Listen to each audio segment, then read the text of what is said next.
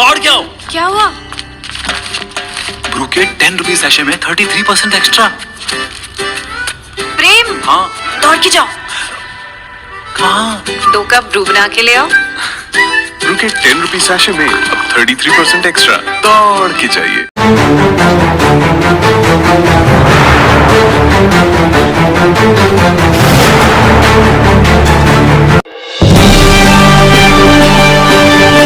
ಮುಂಡಗೋಡದ PM Shri ಶಾಸಕರ ಮಾದರಿ ಹಿರಿಯ ಪ್ರಾಥಮಿಕ ಶಾಲೆಯಲ್ಲಿ ಇಂದು ಶನಿವಾರ ಸಂಭ್ರಮ. ಶನಿವಾರ ವಿಶೇಷ ಚೇತನ ವ್ಯಕ್ತಿಗಳೊಂದಿಗೆ ಸಂವಹನ ಕಾರ್ಯಕ್ರಮವು ಯಶಸ್ವಿಯಾಗಿ ನಡೆಯಿತು. ಜ್ಞಾನಪ್ರಜ್ಞಾ ಶಾಲೆಯ ಅಂಧ ಮಕ್ಕಳು ಹಾಗೂ ಶಾಲೆಯ ಶಿಕ್ಷಕರು ಗಿಡಕ್ಕೆ ನೀರನ್ನೆರೆಯುವ ಮೂಲಕ ಕಾರ್ಯಕ್ರಮವನ್ನು ಉದ್ಘಾಟಿಸಿದರು. ಈ ಕಾರ್ಯಕ್ರಮದಲ್ಲಿ ಪಿಎಂ ಶ್ರೀ ಶಾಸಕರ ಮಾದರಿ ಹಿರಿಯ ಪ್ರಾಥಮಿಕ ಶಾಲೆಯ ಮುಖ್ಯ ಶಿಕ್ಷಕರಾದ ಹರಿನಾಯಕ, ಜ್ಞಾನಪ್ರಜ್ಞಾ ಶಾಲೆಯ ಅಂಧ ಮಕ್ಕಳು ಶಿಕ್ಷಕರು ಇದ್ದರು. ಶಿಕ್ಷಕ ಪ್ರಶಾಂತ್ ಸಾವಳಗಿ ಪ್ರಾಸ್ತಾವಿಕವಾಗಿ ಮಾತನಾಡಿದರು. ಶಿಕ್ಷಕಿ ಗೀತಾ ಸಿ ಅವರು ಕಾರ್ಯಕ್ರಮದ ಕುರಿತು ಮಾತನಾಡಿದರು. ಶಿಕ್ಷಕಿ ಜ್ಯೋತ್ಸ್ನಾ ಕಾರ್ಯಕ್ರಮ ನಿರೂಪಿಸಿದರು. ನಿಖರ ನಿಷ್ಪಕ್ಷಪಾತ ಸುದ್ದಿಗಾಗಿ ರಾಜ್ ನ್ಯೂಸ್ ಲೈನ್ ಅನ್ನು ತಪ್ಪದೇ ನೋಡಿ. ಕೆರೆ ತುಂಬಿಸುವ ಯೋಜನೆ ಸರ್ಕಾರದ ಯಾವ ಹಂತದಲ್ಲಿ ಸಾಗುತ್ತಿದೆ ಮತ್ತು ಬಿಡದಿ ಮತ್ತು ಹಾರೋಹಳ್ಳಿ ಹೋಬಳಿಯ ಅತ್ಯಂತ ಫಲವತ್ತಾದ ಕೃಷಿ ಭೂಮಿಯನ್ನು ಬಲವಂತಾಗಿ ವಶಪಡಿಸಿಕೊಳ್ಳುತ್ತಿರುವ ಕುರಿತು ಇಂದು ಶನಿವಾರ ತಹಶೀಲದಾರ ಅವರಿಗೆ ಜೆಡಿಎಸ್ನವರು ಮನವಿ ಸಲ್ಲಿಸಿ ಸೂಕ್ತ ಕ್ರಮ ಕೈಗೊಳ್ಳುವಂತೆ ಒತ್ತಾಯಿಸಿದರು. ಮುಂಡಗೋಡ ತಾಲೂಕಿನಲ್ಲಿರುವ ಕೆರೆ ತುಂಬಿಸುವ ಯೋಜನೆ ಯಾವ ಹಂತದಲ್ಲಿದೆ ಎಂಬುದು ರೈತರಿಗೆ ತಿಳಿಯದಾಗಿದೆ. ಕೆರೆಗೆ ನೀರು ಬಂದರೆ ತಮ್ಮ ವ್ಯವಸಾಯಕ್ಕೆ ಬೇಕಾಗುವಷ್ಟು ನೀರು ಮತ್ತು ಪ್ರಾಣಿ ಪಕ್ಷಿಗಳಿಗೆ ಕೂಡ ಕುಡಿಯಲು ಅನುಕೂಲವಾಗುತ್ತದೆ. ಆದರೆ ಈ ಯೋಜನೆಯು ಯಾವ ಹಂತದಲ್ಲಿದೆ ಎಂಬುದು ಯೋಚಿಸುವಂತಾಗಿದೆ. ಈ ವರ್ಷ ಮಳೆ ಆಗದೇ ಇರುವುದರಿಂದ ನೀರಿನ ಸಮಸ್ಯೆ ಬಹಳಷ್ಟಾಗಿದೆ. ಒಂದು ವೇಳೆ ಕೆರೆ ತುಂಬಿಸುವ ಯೋಜನೆಯಾದರೂ ಪೂರ್ಣವಾಗಿದ್ದರೆ ಅದೇ ನೀರನ್ನು ಬಳಸಿ ರೈತರು ತಮ್ಮ ಬೆಳೆಯನ್ನು ಉಳಿಸಿಕೊಳ್ಳುತ್ತಿದ್ದರು. ಇದು ರೈತರ ಪಾಲಿಗೆ ತುಂಬಾ ಕೇಡುಂಟು ಮಾಡುವಂತಾಗಿದೆ.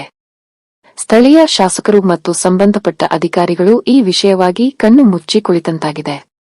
ಕಾರಣ ಈ ಯೋಜನೆಯಡಿ ಗಮನಹರಿಸಿ ಕ್ರಮ ಕೈಗೊಳ್ಳಬೇಕಾಗಿ ಸಾರ್ವಜನಿಕರ ಮತ್ತು ರೈತರ ಅಪೇಕ್ಷೆಯಾಗಿದೆ.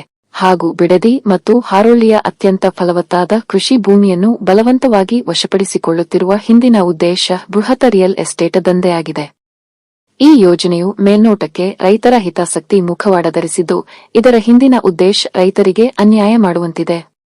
ಕಾರಣ ಈ ಯೋಜನೆಯನ್ನು ಸರ್ಕಾರ ಕೈಬಿಟ್ಟು ರೈತರ ಪಾಲಿಗೆ ಅನುಕೂಲವಾಗಬೇಕೆಂದು ರೈತರ ಹೇಳಿಕೆಯಾಗಿದೆ. ಮುಂದಿನ ದಿನಗಳಲ್ಲಿ ರೈತರ ಮತ್ತು ಸಾರ್ವಜನಿಕರ ಸಮಸ್ಯೆಯನ್ನು ಕೂಲಂಕುಷವಾಗಿ ಪರಿಶೀಲಿಸಿ ಕ್ರಮ ಕೈಗೊಳ್ಳದೆ ಇದ್ದ ಪಕ್ಷದಲ್ಲಿ ರೈತರ ಮತ್ತು ಸಾರ್ವಜನಿಕರ ಶಾಪಕ್ಕೆ ಗುರಿಯಾಗಬೇಕಾಗುತ್ತದೆ ಎಂದು ಮನವಿಯಲ್ಲಿ ತಿಳಿಸಲಾಗಿದೆ. ಈ ಸಂದರ್ಭದಲ್ಲಿ ಜೆಡಿಎಸ್ ಕ್ಷೇತ್ರಾಧ್ಯಕ್ಷರು ಮತ್ತು ಜಿಲ್ಲಾ ಪ್ರಧಾನ ಕಾರ್ಯದರ್ಶಿಗಳಾದ ಎಎಸ್ ಸಂಗೂರಮಠ, ಮುಂಡಗೋಡ ತಾಲೂಕಾಧ್ಯಕ್ಷರಾದ ಪಿಎನ್ ಅಂತೋಜಿ, ಬನವಾಸಿ ಅಧ್ಯಕ್ಷರಾದ ರಾಜಶೇಖರ ಪಾಟೀಲ್, ಜೆಡಿಎಸ್ ಮುಖಂಡರಾದ ರವಿ ತುಂಬರಗಿ, ವಿನೋದ ಬೆಂಡ್ಲಗಟ್ಟಿ ಮತ್ತು ಪಕ್ಷದ ಕಾರ್ಯಕರ್ತರಿದ್ದರು.